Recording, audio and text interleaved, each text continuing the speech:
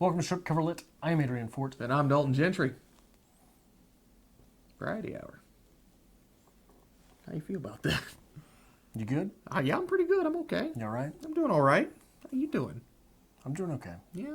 I'm all right. Is that what this Variety Hour is going to be? We're mellow yellow. We're mellow yellow today? They call me mellow yellow. I ate at a place in Chicago called Mellow Yellow. Did I ever tell you about that? No. Went to Chicago once, and like my dumbass does, we are walking the streets of Chicago. I am in high school, and I just go up to somebody. I'm like, hey, where's a good place to eat? And this guy just, starts, obscenity, just muttering, fucking tourist, blah, blah, blah, blah, blah. And he's like, Mellow Yellow. So I'm like, all right. Best goddamn chicken I've ever had. Yeah? Yeah. No fucking idea if I could ever find it again. People of Chicago are so friendly. Have you ever had mellow yellow? Like the drink? Yeah. Yeah. Yeah. It's off-brand Mountain Dew. Yeah, essentially. Or is Mountain Dew off-brand Mellow Yellow? And that's where we're going this week. I don't know. I don't know which one is older. We should find that out. I imagine mellow yellow is older, actually. Someone fact-check that. Someone's going to do hours of research on the history of the Mellow Yellow. I will pin that. I will absolutely pin that comment. Yeah? Yeah. Is the top comment? Yes. Shit, what are we talking about this week? Did you do anything exciting? Don't ask me. It was your idea to do this. You should have 2 weeks of stuff to talk about. I do have 2 weeks of stuff to talk about, because in my fucking... Okay, so, I've gone a week without any kind of accident. Nothing's broken. Yeah. Nothing is damaged. So far, so good. The last week was awful. I basically ended up replacing a car battery, and then another car battery died. I had a window busted out not long ago before that. I'm fucking over it. But I'm assuming my era of errors is over, and we're good. We can move forward. Are you sure? I fucking hope so. I'm so over it. So every 5th week, Dalton has to cancel shooting for some reason. Something happens. Something always happens. And I don't believe in it. Okay, I don't know what to do for you. Want me to get you a receipt? Yeah, that'd be nice. When things start going wrong, do you want a receipt? I need a doctor. Do you want me to send you a picture of my window, which is currently duct taped together? It's better than the pictures you normally send me, you sick son of a bitch. That's fair. Well, I just want to make sure your night goes well. You got to keep yourself up all night. I want to make sure I can help with that. Oh, shit. Well, 2 minutes in, we've already taken that turn. This has gone downhill in a hurry. But no, I don't know. It's a weekend. Got some good stuff planned. Thanksgiving's coming, so I'm on Thanksgiving break this coming week from class. From school. Yeah. From school. No Thanksgiving break from work, because that's how capitalism works. But I do get Thanksgiving off. And for the first time in my adult life, I'm not working overnight, so I don't have to go to Thanksgiving half asleep.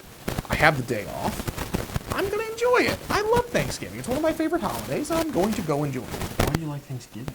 It's amazing. What do you mean it's amazing? So, Christmas, there's the idea of you got to give gifts. It sounds terrible. You got to invest. You got to invest in it. Halloween, there's an investment, because if you're going to go out and do something, you're going to have to get a costume. You're going to have to put it all together. Thanksgiving, all I have to do is walk up the street to my aunt's house, because we all live on the same block. And Which is weird. Nah, it's normal. I'm going to drink at least 1 or 2 bottles of wine, eat until I cannot eat anymore, probably watch football, fall asleep on the couch, wake up, eat some more, and then take a tray of turkey and ham and all the good food home. It's the best holiday there is. Oh, okay. Absolutely. Yeah, we don't do that. You don't do that? No. I feel like you're the kind of guy who gets the Thanksgiving dinner in a can. Have you seen those? No, I've not. So it's this can, and each layer is a Thanksgiving food. It's this gelatinous something. So you have your mashed potatoes and your gravy. There's cranberry sauce, and there's a layer of turkey, then green bean casserole. It all just comes out in a gelatinous can shape. I could go for that. I feel like we should try to find it, actually. We should do that. We could put that on Bantam. Thanksgiving dinner with Bantam Paradox. Yeah. We should have every holiday in a can, to be honest with you. That sounds wonderful. But yeah, I'm excited for it. That's really all I got, though. Yeah, I'll have to see my niece this year. Yeah? And she's still doing it. She's coming up on a year and a half now. Start developing the personality. Start to shut you down a little bit. A little bit. She's starting to shut me down with personality as opposed to just crying. Yeah? You know? So you do realize it's going to shift completely. You're going to be her favorite when she gets a little bit older. It's highly doubtable. Yeah. I don't know for what reason she would like me, but I think right now my problem right now is that I'm trying too hard and being tentative. So it's the whole, you like fluffy things, right? So, come on, like the fluffy thing. Like the fluffy thing. Please acknowledge my presence. Which I guarantee you, to someone as small as her, that's just terrifying. Right? Because she's got this big, weird-looking thing in her face. Come on. I don't know, man. Like, so, like, the idea of, like, comparisons, like, when you were a kid, you get the giant stuffed bear. Yeah, I take that as an adult. If you want to get me, like, a 20-foot stuffed bear, and just so I can, like, lounge on top of it, I could get behind this. We really are opposite people. Really? Yes. What the fuck are you talking about? Well, you got a child. The child is, like, say, this big. Okay. You get it a bear this big. You say that's terrifying. I think that sounds awesome. I want a 20-foot adult-sized bear for Dalton.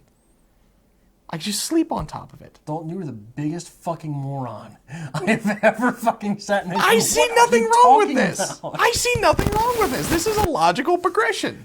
I just have to go back to the fact that you are, in fact, a 16-year-old girl. It's fair. That's fair. Right? Like, we were talking about, like, painting our rooms, and she's like, Megan's like, oh, what color you want to paint the house? I'm like, oh, let's go pink. We put some glitter on the walls. You live in a pink house. You love Harry Potter. You're thinking about putting, like, Christmas lights around the ceiling. Yeah. There's Christmas lights all around our ceiling every year, so it's fine. It's fine. Just for Christmas or all the time? Actually, I've got Christmas lights outside on the deck. Because, like, you seen the market lights? You know what I'm talking about? Ish, yeah. I really like market lights. The little hanging light bulbs. I think they look nice. I don't want to pay for them because they're fucking expensive. You just want to live in a hipster music video. Yeah, I do. And we're going to fucking get to that. But I don't want to pay for the market lights, so we just put up Christmas lights out on the deck. It looks all right. It works. Okay. But speaking of hipster music videos, we are filming today. And today is the day that Mumford & Sons released their new album. Oh, I love it. Yeah, it might be worse than the last one. It's fucking terrible. I'm fucking furious about it. Yeah? Like, I tried to listen to it, and, like, halfway here, I'm like, nah, I'll just listen to nothing. Really? So I drove in silence. There was, like, from Platte City all the way here. I'm like, no, not doing it. Absolutely not. So I've got a question for you. What is your all-time album disappointment? Because I think we've all got one. Okay. If this is an all-timer for you, mine was Chris Cornell's last solo album. I've gone on at length about it. It sounds like Cher had a baby in 1993 and it didn't know what to do with its life. So it became Chris Cornell's final solo album. Like, it's just bad stuff. So I keep It was produced by Timbaland. Chris Cornell produced by Timbaland. Yeah, so, I mean, that tells you basically everything you need to know. Not that there's anything wrong with Timbaland. What is he doing with Chris Cornell? It's just a weird thing. I bought it. I was looking forward to it. Literally, it was probably the first album I ever looked forward to. Because I'm not close to music, right? I listen to older stuff, things like that, things that have already been out for a while. I'm never on the cutting edge of music.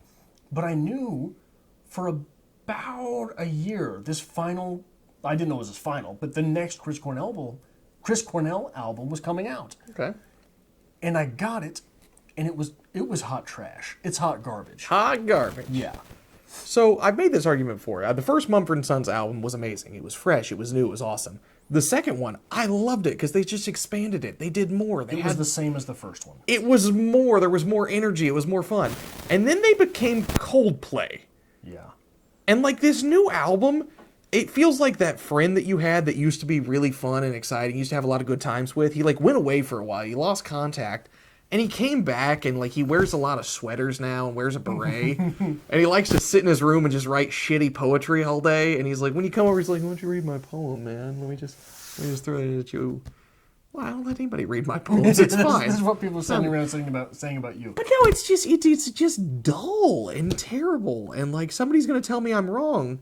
But I think what I need to do is I'm just going to, like, start exporting my Spotify playlist to just, like, anybody who wants to download it, because that is a playlist. So if you are looking for a great mashup of, like, folky music, emo music, power ballads, musicals, and 90s R&B, I'm your guy. Yeah.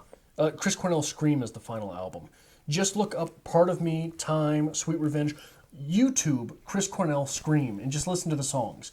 They're not bad per se. They're just bad if you like Chris Cornell.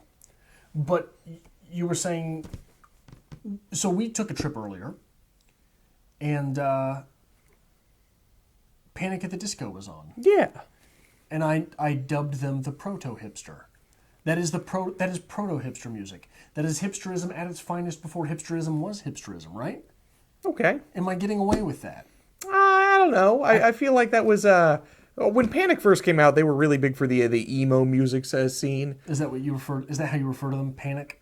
It's not Panic at the Disco. It's just Panic. You shut your fucking mouth. You guys are on a first name basis. We are actually. We're good friends. Pet names for each other. But like, I feel like I'm gonna start embodying the proto hipster. Like, I want a shirt that just says proto hipster, because like I was the guy who's like, yeah, I'm gonna let my hair get a little long. I might dye it black, but like I like vests. This vest looks good. Yeah. Yeah. I don't know what I've become at this point. I am out of touch with reality. I'll tell you that much. So I went to treat myself in, for some reason, Adrian fashion. And treat myself meant buying new pants. So I go to the trouser store and I try to get the same fucking pair of jeans that I've worn for the last 10 years. Trousers, please. One pair of trousers.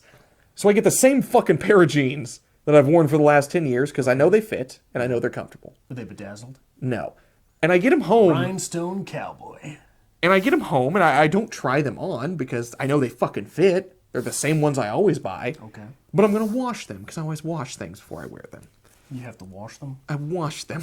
So, I unfold them, and, like, they're this new-fangled fucking stretchy material.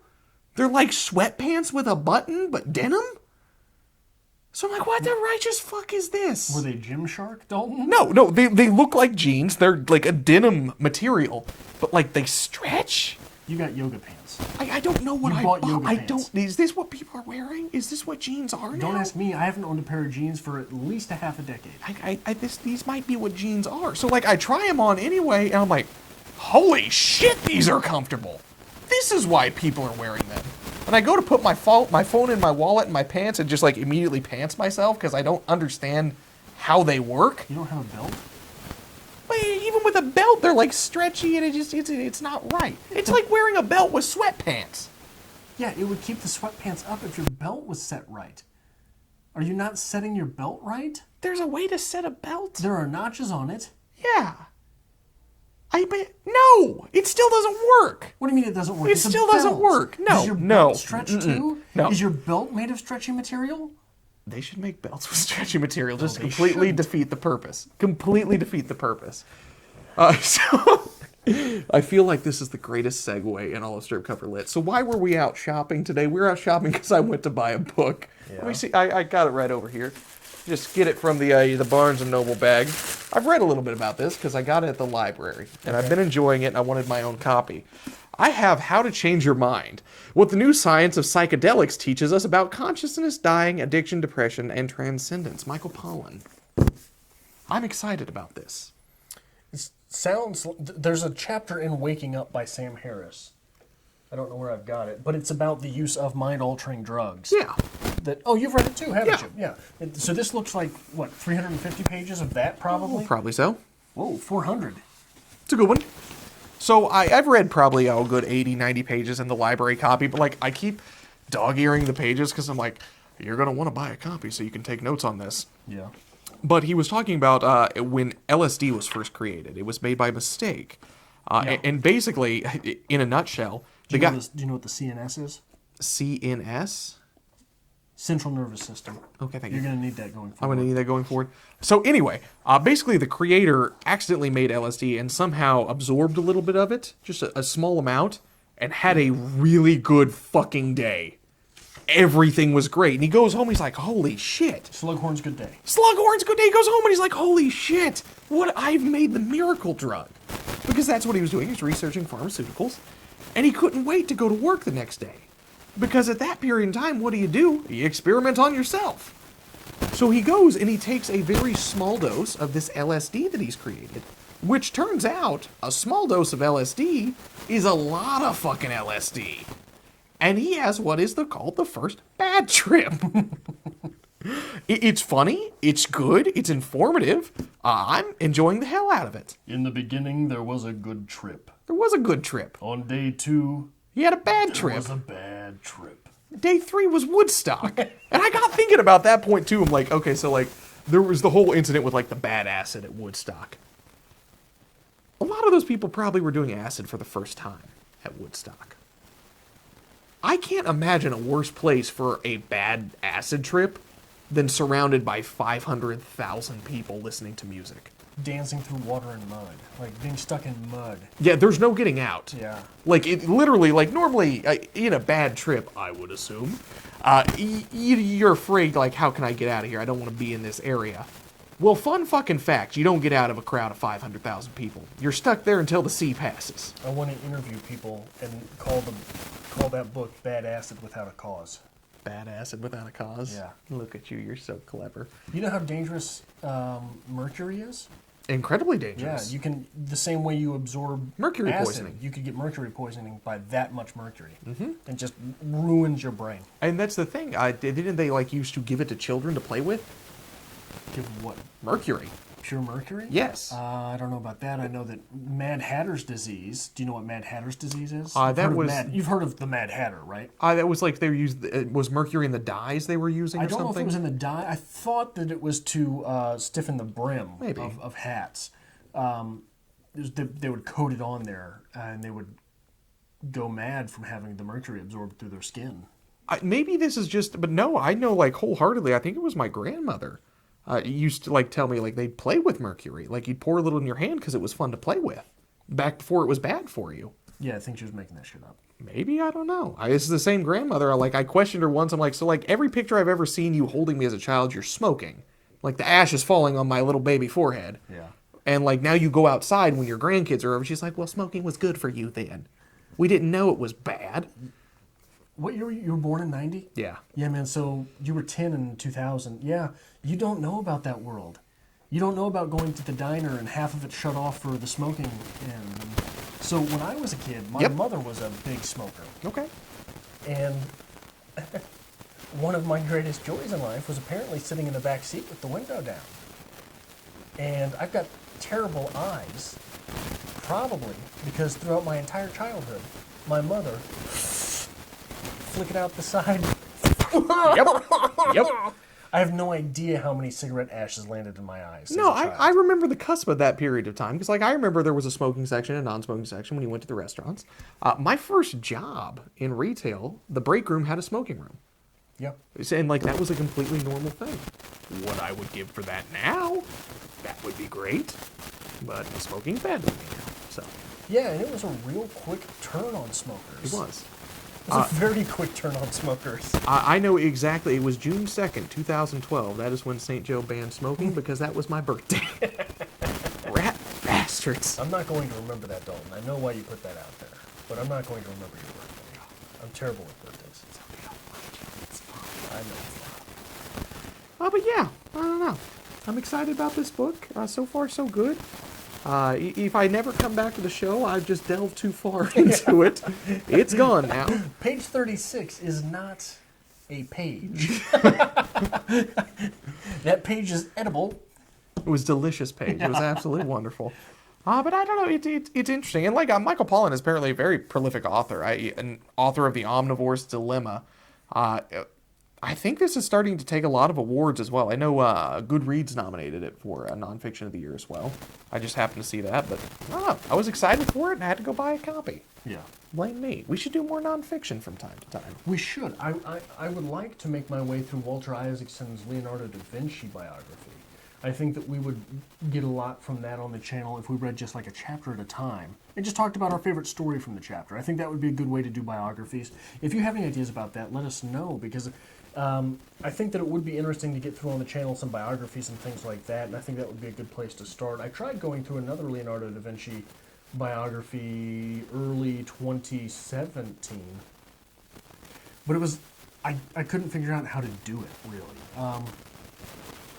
The text itself offered me no help because they were broken up into little mini chapters, so there was so much stuff going on at any one given time that it was hard to know what to focus on. But I think that would be a preferable way to make your way through a biography during a read-along for something like BookTube. Okay. We would each read the chapter, and we'd have, an anecdote from the chapter to talk about. Does that sound like something you would do? You'd be up for? I could probably get behind it. It's going to sound really weird, but my neck really needs to pop. So, like, if I randomly just, like, crack my neck and look like I'm seizing out over here. Or attempting suicide. My apologies, because, like, Okay. it hurts all of a sudden. Just wanted you to know that. Okay, go ahead. Anyway, so my father texted me a couple days ago. Okay. Very bizarre. Middle of the night, for no goddamn reason. Okay. My father doesn't text me unless something's wrong or he's coming to town. And he said, hey, have you seen the new Bohemian Rhapsody movie? So I started thinking to myself, well, shit. Maybe he wants to go see a movie with me. That'll be nice. So is this just a really clumsy transition, or is there something... No, my neck hurts, and like, if it, like, I ran, okay, just, nope, nothing. It really fucking hurts all of a sudden. Like, I twisted weird, and I'm like, oh God, what, ow. Anyway. Pop your neck like a Muppet. Do I? You Muppet. I always feel like I'm doing the phenomena thing when I do it, so it makes me feel good about myself. I hope that someone downloads this video and edits that. Phenomena. That phenomena? Is that what you're talking about? That Yeah. phenomena. Yeah.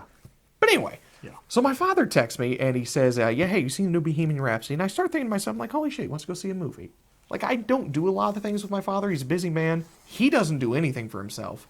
And I was thinking about it, the last time we went and saw a fucking movie together, it was when Rent came out when I was in high school. I'd like to do a variety hour with me and your father. I don't want that on my soul.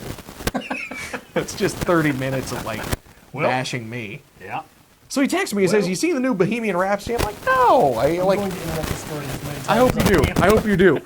And I'm like, thinking he's wanting to go see it. Like, I mentioned, like, should we go, like, go see it or anything? And he just texts me back. And he's like, it's good.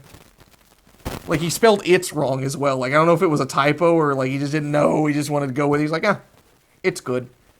So I think we need to have a gym reviews section here on either strip cover lit or frame rate. Let's do it on frame rate. Just Let's have Jim's review in the middle of our frame rate. Jim's review of Rocky 3. Or we'll see Creed or something. So we're going to go to Jim's review. Jim, what'd you think about the movie? Well, I didn't see it, but I remember Rocky 3, and let me tell you. I think it's the original Rocky movie. I think it's the original Rocky movie. He was dating a girl who worked at the movie theater when it first came out, and he's like, I saw Rocky 67 times in theater because I could. It's a good movie. It's a good movie. Good movie. Oh shit! But like, oh, I hope he's watching this. Let us know about Variety Hour, Jim, if you're interested. We'll have you over sometime. Jim, please do not leave a comment in the comment section down below. Nobody wants that. How did he misspell it's? I'll have to. I see if I can keep it. I'll pull it up for you. Or something? Let me pull it up. ETS? I think it was a typo, but like I can never be certain. Yeah, my mother's terrible with typos, and I just have to sort of interpret her text. ITES good. It It is good. is good. This I'm movie. so happy. It is good. Oh, we're gonna have a gym review section. That's the thing. Like all the classic movies from the 70s. Now I just have to tell bad Jim movie stories. Okay, so Flash Gordon comes out. Jim, if you've never seen Paprika, it's a nice Italian film by Tinto Brass. It's on YouTube. I know that for a fact. Just give it a gander and let me know what you think. So I have to tell this story as well. Like this is just like stories from my father's adolescence now. Flash Gordon comes out. They go to the good old drive-in theater to see Flash Gordon. It's going to be a great show. The Queen Flash Gordon. What's that? The Queen Flash Gordon. Or no? I don't know what you're referencing. Queen did the soundtrack for the Flash Gordon movie. Really? Flash. That's Queen? Oh.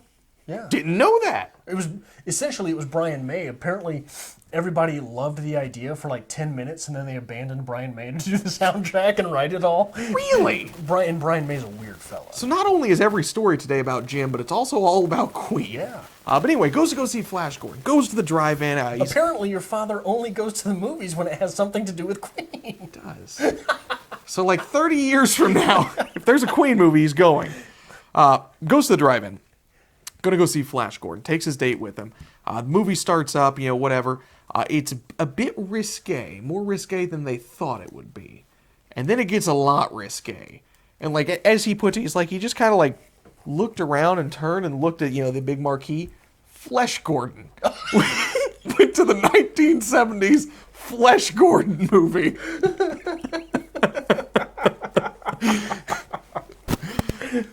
This is a lost generation. This is a lost time that you can never get back. No, you can't where do you that can now. accidentally go see Flesh Gordon the movie.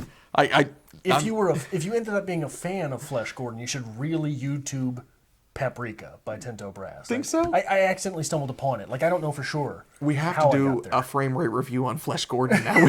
Like, I'm sure somebody's got a VHS somewhere. It's like a Supervan. Have I talked about Supervan? Is that the Bukowski movie? Yeah. Literally, like, a big scene of it was filmed a block from my house. You can see my house in the background. And it's the scene with Bukowski, right? No, it's not. Okay. Bukowski was filmed over in Savannah. Oh. And, like, for no goddamn reason, Bukowski's there. And he's Bukowski as Bukowski. Beyond that, I don't think I could watch the entirety of the movie, but I'd be willing to give it a try. We've got to review it. We've got to basically spoof movie review channels by reviewing the trashiest, most... I guarantee you there's channels like that. I haven't found them. Just the most garbage movies from the 70s that were thrown away. Garbage movies from the 70s or just garbage movies in general? In general, but I mean a lot of them came out of 70s. I fucking love terrible movies. Yeah? Have you seen Thanksgiving? No. Oh, it's a gem. It is a gem. The best horror movie you'll see. It's a gym movie? It is a Jim's Gems. Jim's... Oh, we've made it. Jim, you've been contracted. Whether you want to do this or not, you're in. I want you to know, like this, we're gonna drop a subscriber and it's gonna be him. He's like, nope. Gave him his chance. Gave him 3 years of subscribing to this bullshit. Nope. We're done. Anything else you want to touch on? I feel like this has just gone way downhill. This is a strip cover lit video. There is only downhill. We're not climbing up any hills. Well, if you like this kind of thing, make sure you hit the subscribe button. And also go over to Frame Rate for the upcoming Jim's Gems series, which is, let me tell you, gonna be a treat. We'll have to do the full review with us as well, but we'll be dressed as children. So it's like our father sitting us in front of the TV and making us watch his movies. I feel like we should just dress as Jim and shave like the beard's just the mustache. We'll have to get some sweet glasses from the 90s. You also the big ones. The big ones that are brown. You also have to sport a perfect pompadour. What's that? Because that's his hairstyle. Oh, Like he's the got comb perfect back pompadour, all day, every day. Carries a comb in his pocket, not a hair untouched. Anyway, Brilliant. Make sure you hit that subscribe button. Make sure you hit that like button as well. Again, there will be a link to both Bantam Paradox and Frame Rate in the description below, so make sure you head over there. Also, there will be a link to our Patreon if you want to pay us to not make videos for the internet. I'm so ashamed of what Variety Hour has become. You, imagine how your father feels. Well, but that's your whole life. That's fair. That's fair. That's good.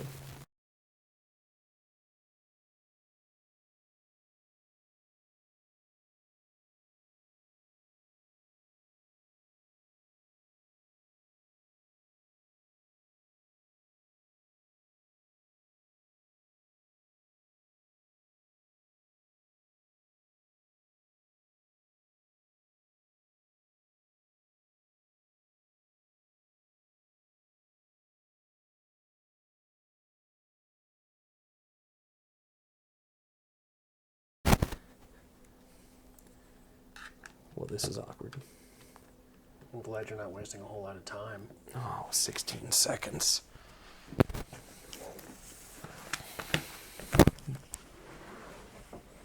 $25 seconds. Yeah. 30 seconds. Jim's.